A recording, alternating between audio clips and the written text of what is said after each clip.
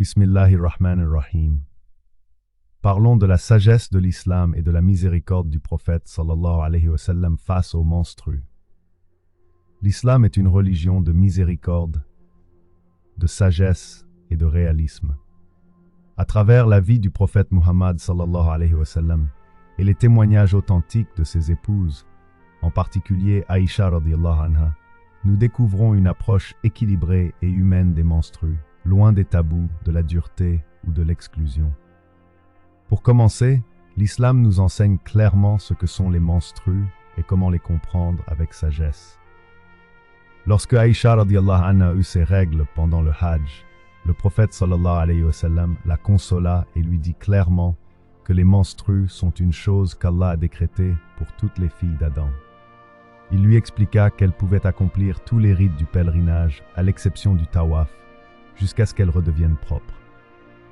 Cela montre que les menstrues ne sont ni une faute, ni une impureté morale, mais une réalité naturelle reconnue par Allah. Ensuite, la sunna nous révèle la proximité, la douceur et la tendresse du prophète sallallahu alayhi wa sallam envers ses épouses, même durant cette période.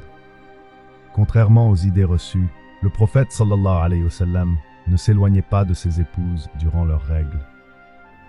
Aïcha radiyallahu anha rapporte qu'elle peignait les cheveux du prophète sallallahu alayhi wa sallam pendant qu'elle avait ses règles, qu'il s'appuyait sur ses genoux et récitait le Coran, et qu'il partageait même le même drap avec elle.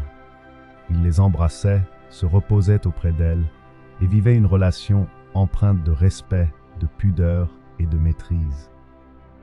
L'islam a également apporté des règles claires, simples et justes concernant ce qui est permis et ce qui est temporairement suspendu pendant les menstrues. Le prophète sallallahu alayhi wa sallam a enseigné avec clarté que la femme menstruée abandonne la prière et le jeûne sans avoir à rattraper les prières manquées. Une fois les règles terminées, elle se purifie par le bain rituel et reprend ses actes d'adoration. Il a également expliqué la différence entre les règles véritables et les saignements anormaux, afin de ne pas imposer de difficultés inutiles aux femmes. Dans cette même logique de facilité, l'islam n'a jamais imposé de contraintes excessives en matière de pureté.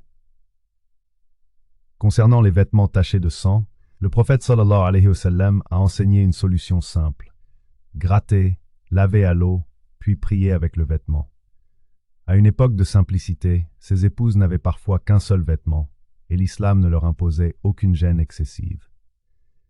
Enfin, il est important de rappeler que la femme, même en période de menstrues, garde pleinement sa place dans la communauté musulmane.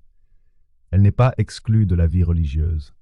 Elle assiste aux rassemblements, au Hajj, à Arafat, aux fêtes de l'Eid, et participe aux bonnes actions, tout en respectant les limites fixées par Allah. À travers ces enseignements authentiques, nous voyons que le prophète sallallahu alayhi wa sallam a honoré la femme, compris sa nature et facilité sa religion. Les menstrues ne sont ni une honte, ni une barrière à la spiritualité, mais une épreuve naturelle encadrée par la miséricorde divine. C'est ainsi que l'islam élève, apaise et guide pour le bien du corps,